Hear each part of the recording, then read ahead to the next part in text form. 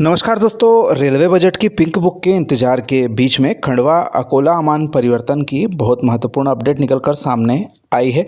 लंबे समय से हमारे आमला खुर्द से अड़गांव बुजुर्ग के बीच में जो कार्य चल रहा है उसकी अपडेट की आप लोगों की ओर से डिमांड आ रही थी, तो बहुत बढ़िया अपडेट यह होने वाली, इसलिए वीडियो को अंत तक ज़रूर देखें। जैसा कि आप सभी जानते हैं, वर्तमान में हमारे आमला खुर्द से लगा के हिवरखेड़ सेक्शन और जो नया अलाइनमेंट है उसमें जो स्टेशन आता है खकनार कला, वहाँ तक के कार्यों के लिए जो टेंडर थे वह क्रियान्वित हो चुके हैं तथा संबंधित कंपनियां उसमें अपना अपना कार्य कर रही हैं। और ताज़ा जो जानकारी निकल कर सामने आई उसमें जो वन मंजूरी मध्य प्रदेश में करीब 153 हेक्टेयर वन क्षेत्र जो हमारा उसरनी स्टेशन और जो महाराष्ट्र बाउंड्री तक का सेक्शन बनाया जाना है उसके लिए प्राप्त हो चुकी है और उस हिस्से में भी कार्य जल्द ही शुरू किया जा सकता है।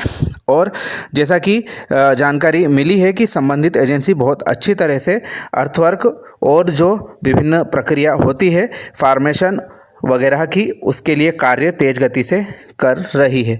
2 टेंडर इसके लिए निकले थे। पहला था हमारा जो तुकईथड़ स्टेशन से लगा के खकनार कला स्टेशन तक का, इसके बाद खकनार कला से लगा के उसरनी महाराष्ट्र बाउंड्री तक का जो इलाका है वहाँ के लिए टेंडर निकले थे, जिसमें ट्रैक बिछाने के साथ साथ पुल पुलिया बनाने और अन्य सभी महत्वपूर्ण कार्य थे शामिल, जिसमें कि स्टेशन का निर्माण भी करना है। तो इन पर कार्य अब रफ्तार हमें पकड़ता हुआ दिखाई देगा भविष्य में और उम्मीद जताई जा रही है कि जल्दी ही जो टेंडर टनल से संबंधित है वह भी निकल सकता है, क्योंकि वह टनल करीब 6.5-7 किलोमीटर लंबाई के आसपास की बनाई जानी है। मध्य प्रदेश सीमा से लगा के महाराष्ट्र सीमा में जामोद स्टेशन तक पास तक वह टनल बनेगी, तो वह काफ़ी महत्वपूर्ण हो जाएगी। सबसे अधिक समय उसमें ही लगेगा, तो ऐसे में जल्द से जल्द उसका भी कार्य शुरू हो जाना चाहिए।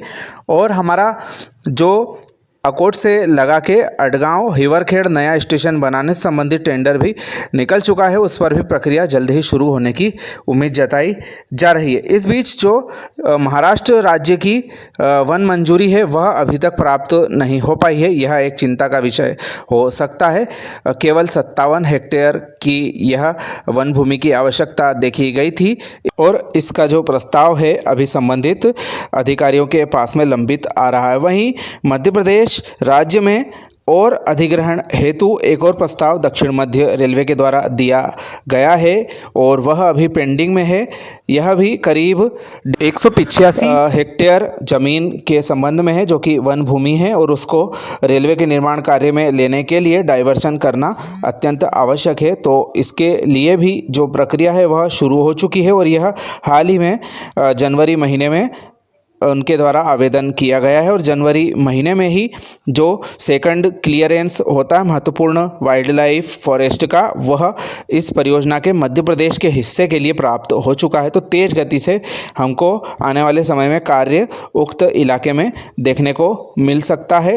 और जैसा कि उम्मीद जताई जा रही है, पिछले वर्ष इस परियोजना का बजट कुछ कम कर दिया गया था पिछले बजटों के मुकाबले। इस वर्ष इस परियोजना को कम से कम 2000 से 3000 करोड़ रुपए आवंटित किए जाने चाहिए, क्योंकि कई बड़े बड़े हिस्सों में यह कार्य हमको देखने को मिल रहे हैं, जिसमें मध्य प्रदेश में हमारा जो पाताल पानी से लगा के मुक्तियारा बलवाड़ा का डाइवर्टेड सेक्शन है उस हिस्से में भी काफ़ी बड़े कार्य किए जा रहे हैं और वहाँ से आगे का जो सेक्शन है हमारा ओंकारेश्वर रोड स्टेशन तक का, वहाँ पर भी कार्य अब गति पकड़ता हुआ दिखाई दे रहा है। तो कुल मिलाकर यहाँ पर भी बजट की आवश्यकता देखी जा रही है और हमारा जो महाराष्ट्र की ओर जाने वाला हिस्सा है उसमें जो कार्य है उनकी शुरुआत अब जल्द हो जाएगी महाराष्ट्र राज्य में।